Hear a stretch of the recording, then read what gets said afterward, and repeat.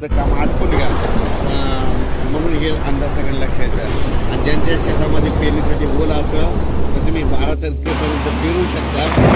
सोयाबीनचं पेरणीचं तुम्हाला सांगतो, सोयाबीन पेरल्याच्यानंतर 1 दिवस सोयाबीनला शांत झोप पाहिजे. म्हणजे पेरल्याच्या नंतर त्या दिवशी शांत झोप म्हणजे कशी की त्या दिवशी पाऊस यायला नाही पाहिजे.